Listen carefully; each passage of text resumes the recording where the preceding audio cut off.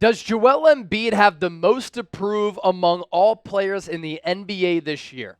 We're going to talk about that and break it down on today's 76ers Now. I'm Chase Sr. No matter where you are, how you're tuned in, we appreciate you for making today's show a part of your day.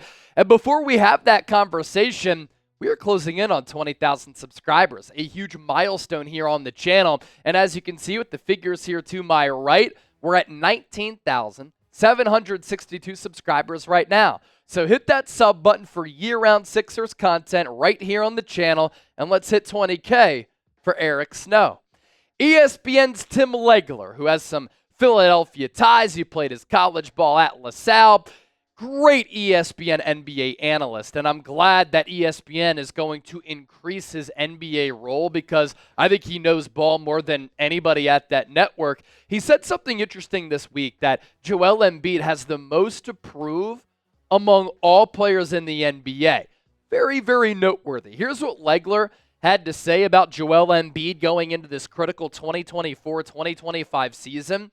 Quote, I think when you look at Embiid in his career and the number of injuries that have derailed his postseason, you could point to the way that guys have played alongside him as that co-star. You could go back to so many issues that Ben Simmons had, so many issues that James Harden had that postseason. Well, now they've got a number one, Tyrese Maxey, a guy that I think most of us believe is unfazed by the moment. He is a star offensive player in this league.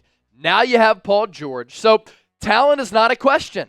Now the talent is in place. So it's going to come down to, for Joel Embiid, the time is now. Embiid needs to deliver in the postseason, be out there every night, be consistent, and be 100%. He has not done that yet for this franchise.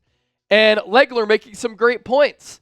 Like, Joel Embiid has been in Philadelphia for a decade. 2 years ago, he won NBA MVP. He's one of the more gifted and one of the best centers that we've seen in the history of the NBA. He has had some tremendous regular season performances and seasons in general. In the playoffs, he's had some good moments, but he's also left a lot of meat on the bone, whether that be him coming up short in big games, him being injured. Now, though, as we've talked about on the show, Chase and Chip, it's time to get it done. It's time to get over the hump, especially get past the second round for the first time since 2001, because this Sixers team is loaded. They have star power. They have depth. They have a great coach. Everything is in line for Philadelphia to be a championship contender. And while Philadelphia's won a lot of first-round series, under Joel Embiid's watch, they've come up short. Now, it's not really about the numbers any longer. Last 4 years, we know what Joel Embiid can do. And the games played haven't been terrible outside of last year in the last four, and the production has been incredible. 28, 30, 33, almost 35 points per game. Those numbers over the last four campaigns, the three-point numbers also really good. Last year, shoot, he may have well been on his way to back-to-back MVPs if he could have stayed healthy. And his accomplishments, just a special one-of-one player with his game being what it is and how he moves at that size and the impact that he has on both ends of the floor. MVP to his resume, 5-time All-NBA player, 7-time All-Star, 2-time scoring champ, and a 3-time All-Defensive Team player. But basketball players specifically are judged by what they do when it matters the most, when the pressure cooker is on, when you're in the NBA playoffs. And in the NBA playoffs, whether it be a lack of co-star or injuries, Embiid has come up short, can't happen any longer. So with that, we pop up today's poll question, and this will be the pinned comment of today's 76ers Now. So if you get hit with that YouTube ad break, just scroll on down, get your votes in. By the time that you do that, we'll be back talking about the big man, the process. Does Joel Embiid have the most to prove of any NBA player this year? Type Y for yes, or type N for no. No conference finals. These players have not made it past the second round yet in their respective NBA careers, and it's a list with a lot of marquee dudes. Joel Embiid, Shai Gilgeous-Alexander, obviously he's a lot younger, Donovan Mitchell, Ja Morant, De'Aaron Fox, Domantas Sabonis, Bradley Beal, Zion Williamson, Julius Randle, Zach LaVine. That's some star power right there on that list. But Joel Embiid is probably the best player of that grouping. I mean, he's definitely been the most dominant. None of those other players have an MVP to their name. They've been all-stars. Some of them have been all-NBA players. But Joel Embiid, if he just makes it to the Eastern Conference Finals, like, that's a win in my book. He needs that to his resume. He wins an NBA championship. He's already looked at as one of the best bigs in the history of the NBA. You win that title, it changes your legacy so much. So, Chip, an interesting segment that we're talking about today about Embiid. Does he have the most to prove among all players? I'll say this. He has some of the most pressure on him, that's for sure. 100%. And, when you take a look at that list that we just showed you, players that have made the conference finals, all of them, for the most part, are younger dudes. Yeah. Outside of Bradley Beal, Julius Randle, Zach LaVine, like, SGA is young. Donovan Mitchell's still young. Ja Morant, De'Aaron Fox, Zion. Like, these are young guys who still have a long career ahead of them to get to that point. There's no doubt to me that SGA will make a conference finals at some point. I wouldn't be surprised if Ja Morant does at some point, or Zion Williamson. All the other top guys in the league, your Lukas, your Jokic's, all those other top-tier players, now, Tatum and Giannis, all these other guys have at least made it to the conference finals, if not the finals for most of them. And Joel Embiid, undoubtedly, is one of the best players in the league. You can't argue that. His numbers in the regular season are historic. He's pretty much unguardable.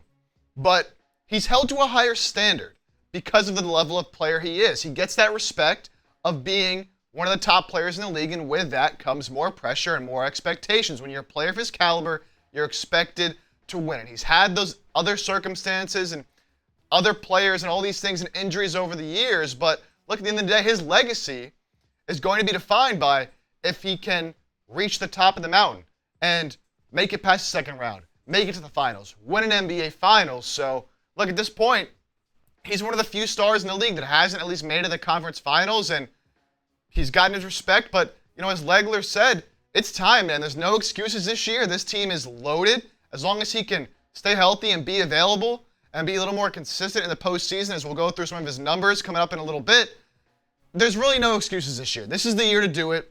They brought in the star talent. Maxey has excelled to the point where he is now. And you got a great coach in Nick Nurse. So, look, Embiid, it's time, man. This is the year. I want nothing more than to see him prove it to everybody, man, because people are talking crazy on Embiid year after year. It would just be so amazing to see him get it done. And this is the year. Let's see it happen. People are talking crazy. I'm tired of the slander. That's what happens when you're an athlete in Philadelphia. People love to hate on Philadelphia. No one likes us. We don't care. But also, they have ammunition because Embiid has come up short when everybody is watching, and that's when the casuals come out of the woodwork. You also make a good point. A lot of those other players, younger players on that list, and Joel Embiid, like I said, the best, the most experienced, now there's no excuses. Coming up next, a look into Joel Embiid's postseason numbers. Stay tuned for that coming up around the corner. But first, let's tell you about PrizePicks, our sponsor for today's 76ers Now, the #1 daily fantasy sports app in America with over 5 million active members. It's the easiest and most exciting way to play daily fantasy sports. Unlike on other apps on PrizePicks, it's just you against the numbers. All you do is pick more or less on 2 to 6 player stat projections, and you watch the winnings roll in. So get in on the daily action with your friends and become a part of the PrizePicks community today. There's a great special, too, in fact, that I want to tell you about.